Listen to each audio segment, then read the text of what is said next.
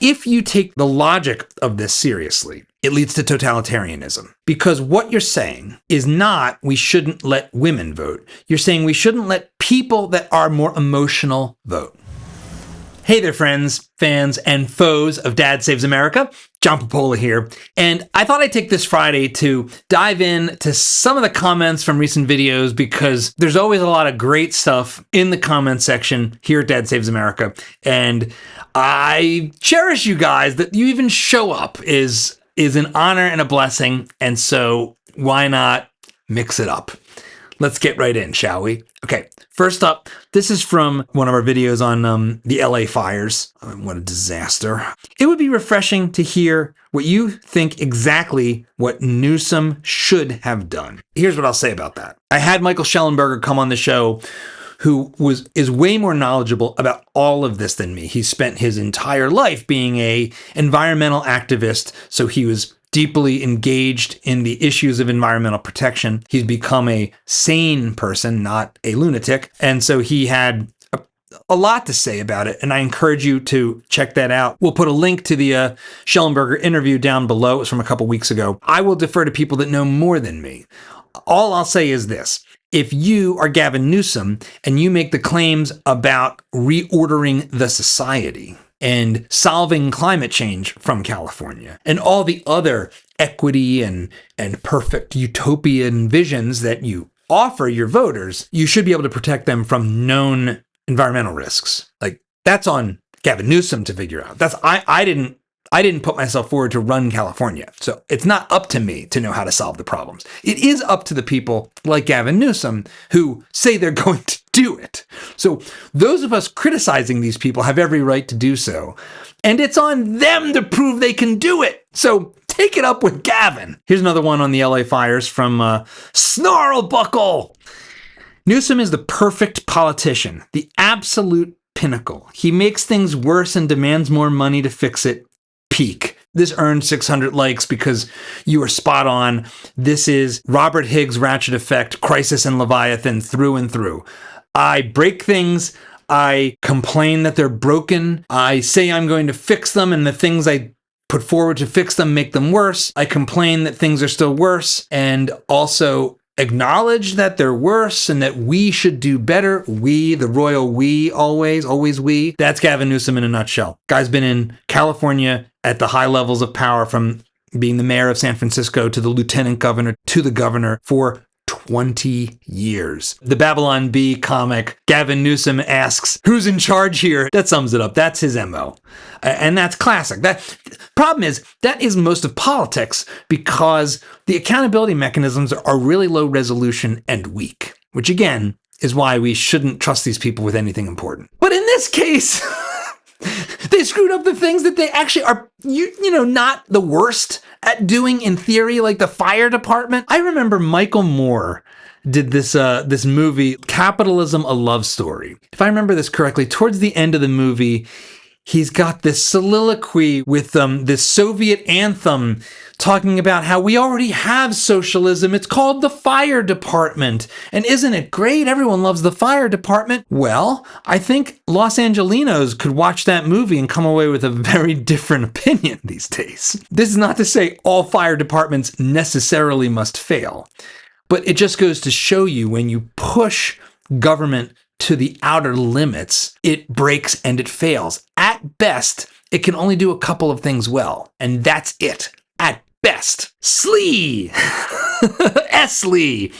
2819. This is from my a clip of my interview from Adam Carolla talking about Gavin Newsom and COVID lockdowns and various and sundry totalitarianism we've all been put under the past 5 years. Never leave them alone. Never forget what they said and what they did. This is talking about when Adam was saying how, people ask him like, oh, leave these celebrities alone that told us we're all racist or whatever. I'll say this. I will play both sides of this. Number one, politicians, absolutely. Run them out of town. They claim they're there to get a job done that involves helping all of us. When they lie and when they lock things down and when they abuse their power and authority to make life worse for us and better for them, we should never leave them alone. We should never vote them back into office. That would also be good. And in some cases, I don't think they should be allowed to keep walking freely. There's seems to be a fair amount of criminal activity that just goes unpunished among our politicians. And I know that can be a dicey road to take, as we saw with the attacks on President Trump, but sometimes it's warranted. I think we've got to really ask ourselves, when is that the case? I think the COVID lockdowns border on being criminal offenses, personally. I'm kind of with you on this one. Never leave them alone. For private citizens, though, we should give people some grace. If they keep acting like assholes, no, you have to earn the grace. But there are people who, an interesting example recently is Tim Robbins, the actor, famously sort of political activist, left of center actor. He's sort of had a mea culpa saying, I dehumanized people because of COVID and I regret it. And I think being merciful is a good virtue. It's a Christian virtue. I don't think we should collapse into hatred and resentment. It's not good for us. Like, even just selfishly, it's bad for you. That's the best I think we can do. I think we should try to move on, but don't forget, what did George W. Bush say? Fool me once, shame on you. Fool me twice. You don't want to, you're not going to fool me again, or however he screwed that one up. Oh, here's a long one. Kara Koidenren. This is from our video about DEI and the cultural shifts that have taken place on college campuses, partly because of being increasingly female and the differing values that on average we see between men and women, as was expressed in some surveys that made clear that women prefer feelings and feeling safe and comfortable at the expense of, say, free speech that might make you uncomfortable and pursuit of truth, wherever that may lead. Again, on average, the weakness comes from allowing women to vote. Oh boy. Oh, good. Here we go. All right. Let's see. What do we got? It was at that point that you introduce a population base with a higher degree of emotional over logical thinking. This is poison to the tenets of the Enlightenment, capital T, capital E, which began the West's downfall from the day women were granted suffrage. Maybe this is nervous laughter because it is an uncomfortable take, but I'll keep going. Of course, it took a while to manifest because for a long time, women followed their husbands' voting preferences. Around only 6%, if I recall correctly, of married couples are split Republican-Democrat. But as women have been encouraged to become more and more independent of men and living apart from them by remaining single, so too has their ability to think for themselves, and this is where the problems start. Oh boy, oh boy. My producers really were like, let's fuck with you. That's what this is. I saw this comment actually when it happened. And there's been other comments like this. And I don't know who this person is. I'm going to guess they're not a woman, but maybe they are a woman. First off, I am for women's suffrage, full stop. I think that was a step in the right direction. I think there are a lot of other institutional changes we could make that could help reduce the scope for irrational idiocy in our politics without stripping women of the right to vote. Okay, let's take this seriously, shall we? Let's assume for a minute and that the basic assumptions of this comment are on average true. That women on average are more emotional and more emotionally oriented and less logically oriented. On average, let's just say that that's true for the sake of argument. I actually think it broadly is true. I don't think it's as extreme as that sounds. I think there are obviously plenty of functional women that are able to be logical and navigate the world using cognitive capacity. But in general, men are more interested in things. Women are more interested in people. Women are more interested in social fields that involve social interaction, human interaction, being nurturing, being loving, being emotional. Men are more interested in stuff fields, building things, STEM, business, finance. We see those patterns across all of human society. That's a fact. Men and women are different on average in ways that are important. We aren't from Mars and Venus. We're more similar than we are different. We're humans. And in any given population, you can find people who aren't exactly on the average. And just because of how close the shift is, there's plenty of very logical women. There's plenty of logical women that are more logical than men you might find. But let's just say, again, on average, fine. If you take the logic of this seriously, it leads to totalitarianism. Because what you're saying is not we shouldn't let women vote. You're saying we shouldn't let people that are more emotional vote. It happens to be that we've got an easy shorthand with women, let's say. Does that mean we shouldn't allow someone that is a left-winger to vote because they express that they are left-wing and are focused on compassion? You know, Jonathan Haidt's work in The Righteous Mind lays out that left-wingers, liberals, let's say, but it's more progressive left because I consider myself a liberal in the classical sense. They're more concerned with care as a moral foundation. He has this moral foundations theory. How are we going to do that? Because if what you're saying below the surface here is that there are certain on average personality traits that should bar you from voting, that way lies madness. That way lies what? Personality tests to determine whether you should vote? How reliable are they? How would that work? A political litmus test, which feels like a tautology. So how do we arrive at the world where the laws are built to exclude the people whose politics we don't like? And who is we? I think this is one of these things where this type of argument, which gets made in reactionary right-wing circles and gets made in, sort of manosphere stuff, is either dismissed out of hand as being misogynist, or it's not actually taken quite seriously enough. I'm trying to take it seriously for a moment, and what I'm telling you is you should really think real hard about what the underlying mechanism would be here, because it would just not really function once you take it truly seriously. The Founding Fathers tried to create a structure for this country that more or less accounted for stupidity and irrational voting.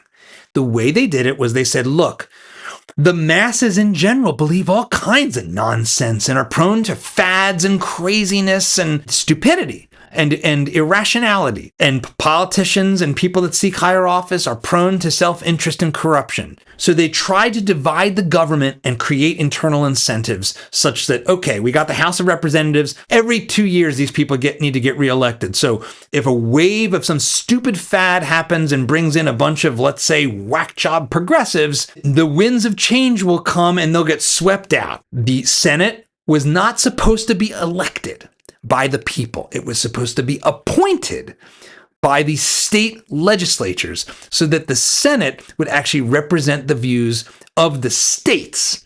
That was better. So rather than repealing women's rights to vote, we should absolutely repeal the popular election of senators. We should reduce the amount of popular democracy in our system. I am for that, but not stripping women of suffrage. That's a half-assed thought that hasn't been thought through seriously and isn't a serious position to occupy. And we can get, the long sweep of history and what about history? That's all well and good, but I'm just telling you right now, this is institutional failure to not think through the implications of this. That's my take, sort of off the cuff. Maybe I'd rethink it if I dug a lot deeper, but I don't think so. I don't think we can psychographically segment things. I think we should shrink the role politics has in all of our lives so that when we have irrational emotional psychosis, it can't destroy all of us. And let's be honest here. There's plenty of psychopathic emotional thinking going on across the board, men and women alike. Wokeism wasn't exclusively female. So we really need to do better than this. This is low resolution thinking. Here's a comment from Ben Thomas. This is my conversation with a bunch of tech investors and entrepreneurs at Mar-a-Lago. The only thing cringe was those at the table fawning over AI. But you did great. I'm not a Trump fan, but I can only imagine the energy in the room when he walked in. I could see it pulsing through you. I appreciate that, especially since you said you're not a Trump fan. Last Friday we talked about sort of power and went a little deeper into the weirdness of that experience and meeting people like Trump. So I appreciate you kind of, voicing a little moral support there. On the AI front, I don't know. I don't know what to think. It's the first time that technology has scared me a bit. I'm usually Mr. Progress is great. People will reallocate. I can make all the arguments. Oh, most people used to farm and now only 2% of the population farms, and all the jobs that people get today, most of them didn't even exist 50 years ago. That's all true. But then you say, okay, so now you're going to start to have robots and AIs capable of doing lower and mid-level work for people so that they don't need assistance, which means you don't have apprenticeship for a lot of tasks. You can train these things in ways that cut out the entry level. Well, how do you get past entry level? Like, you need an entry level. It might be a failure of my own imagination, and maybe yours as well, to not see that as difficult. Or maybe that's what you're saying, is that you do think it is difficult and kind of scary. I don't know. The jury's out for me. I think my bias is towards people being pretty adaptable and getting more done with less being good. I think we face new challenges in every new age, and AI is going to be a really interesting one. And maybe it's oversold and it won't be anywhere near as disruptive as people like Sam Altman and the folks at that table are saying it will. Maybe the errors it has are insurmountable technologically. But the rate of progress so far has been pretty shocking, I think, for all of us. And I guess we'll just have to wait and see. When does it start to run into a wall? These things follow like an S curve, like they start off slow and then they accelerate like crazy, and then eventually they mature and get a little slow again. I don't know where we are on the S curve. I'm not sure if anybody really does. Okay, Lemming573. I'm a libertarian, but I'm not deluded enough to think that libertarianism leads to a utopia. I just like freedom.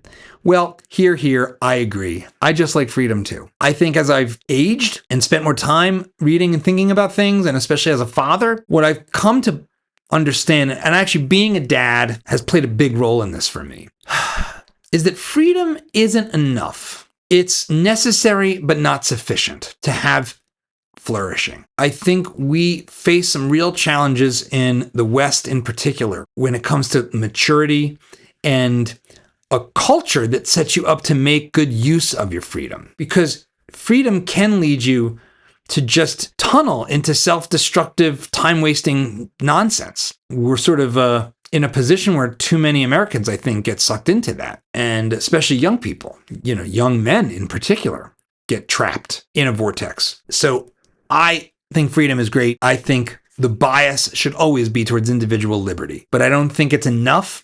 And I think super doctrinaire libertarians that narrowly focus on freedom alone as the only value that matters, I think end up only being able to appeal to fellow autistic libertarians.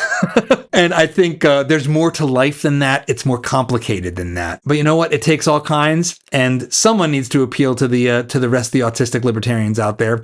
So more power and freedom to them. Gene Collins. I think I just heard a free college credit course on Economics 101, a freebie for me. This was my conversation with George Selgin, monetary economist and historian. And you are correct. In fact, that conversation covered so much ground. I encourage everyone that's interested in money and macroeconomics to check it out. George is incredibly deadpan, and it gets pretty wonky. It is deep. It is deep and dense, but it is absolutely a full college course. In fact, the thing that's so tragic is you can get through a whole PhD in economics and not learn some of the essential truths, I think, that George was talking about and laying out in that conversation. So please check it out. All right, let's see what else we got. This was on a clip from an interview we did with Michael Schellenberger. Well, about Gen X, about some self-congratulatory Gen X promotion. Rowboat Nick 6178. I'm a Gen X. I love it. Yeah. I'm a Gen X. Is it Gen Xer? I'm a Gen Xer. I'm not sure. I don't know. We're the forgotten generation, Gen X. It's like everybody, we're like lumped in with the boomers, but we're not boomers. I'm a Gen X who has been so saddened by the changes to the environmental movement. Growing up, it was about preservation of wild habitats, reforestation, and what we can do to clean up our air and local waterways, and even to stop littering. Now it's carbon, carbon, carbon, not a pollutant, correct? And what we all need to give up to keep the earth from boiling, in scare quotes. except for the elite who don't need to give up anything because they are exempt. It's so sad how this movement has been ruined. I mean, here. I had Michael back on the show, and we talked about this some more in the context of the wildfires, which are, of course, being used by propagandists as the latest example of how the world is about to end. I did the math, and according to AOC's statement that the world is going to end in 12 years, when Donald Trump leaves office, we will only have 2 years left before the end of the world. And I think everyone knows that's false. In fact, across the board, I think the hyperbolic crisis talk and manipulation and outright forgeries like the hockey stick of history have done irreparable harm to the environmental movement and set us up to be incapable of dealing with some of the environmental challenges that we still have. The oceans being probably the most important example because we don't have property rights in the oceans. They're a commons. And so we need to figure out how to create structures of governance that encourage good behavior and conservation. One quick example, in the wild, multiple countries, including Zimbabwe actually, have enabled private ownership of elephants. And doing so has caused elephant populations in those countries, including Zimbabwe, to rebound. Human beings have the capacity to be incredible stewards of the environment. We have, in general, as we've gotten richer, gotten cleaner environments for it. Because as we stop worrying about our kids dying, we start worrying about the environment they live in. That is just the sequence of human concerns. There's an economist named Kuznets, who actually was the one that came up with GDP, so he gets dinged for that. But he had a curve, the Kuznets curve, and one of the applications of it is that as incomes rise, you cross a threshold where it becomes an important value to have a cleaner environment. So rising incomes actually leads ultimately to a cleaner environment. Unless, I guess, you're going to have some utopian, totalitarian, technocratic state where the public's concerns are irrelevant and somehow the dictator isn't yet another mustache-twirling murderer, but somehow knows how to solve all the problems in the world. I think we've gotten as close as we can to that in America, while still being democratic. It's called California, and we've seen how well that works. I think you are completely right. We need to get back to environmentalism being about actual ecosystems, not about socializing responsibility in the name of watermelon politics to usher in global communism, because that's all the climate movement fundamentally is. And it's the reason why every one of them also has every other flag of every this is the most important issue thing. It's why Greta Thunberg also hops on the Gaza train. You name it. It's all just sort of the mega movement, left-wing blob of nonsense, not concerned for the environment, really. It's all kind of a scam. Yeah. But tell me what you really think. Again, from the Schellenberger clip, Clamor 23. I turned 50 on June 2025, and I miss riding my bike from morning until sundown, and my parents had zero clue where I was. I was a latchkey kid at 9 years old. If the youth today only knew the freedom and happiness being outside brought me every summer before I got my driver's license. Michael speaks 100% truth. You're very right about this. We were the latchkey generation. I had the same thing. My mom was home, so I wasn't technically a latchkey kid, but I would come home from school and get immediately kicked out of the house and basically run around the neighborhood like a lunatic with no tracking device on me, even though my mom is a super worrywart neurotic who still to this day worries about my every waking move, and I was fine. And in fact, I am fine today because I did that. There is a book named Achtung Baby about an American mother who went to live in Germany and had her kids, and when she came back to the States, and not to California, but to Idaho, was shocked by the culture of control and helicoptering and how much freer she felt in Germany. This is one of the weird things about American culture that's gone terribly, terribly wrong. And that some places, including Germany and Japan, and actually Scandinavia, actually have way more right than we do. The Japanese kick their kids out at 3 years old. They have a ritual where you see 3-year-olds going out to the grocery store and taking the subway. We could learn a lot from that and from our own past. Keep the comments coming. I'm grateful that you care to engage here at Dad Saves America. And if you want to go even deeper, please head to dadssavesamerica.com, become a subscriber on the Substack. It's a great way to support the work. And if you want to support us even more because you're like, this is the greatest thing ever, why don't you have commercials? It's because we're actually a nonprofit organization. And so the way we produce this show is by raising funds from supporters like you. We're kind of like a private PBS that actually loves America. So keep them coming and have a great weekend.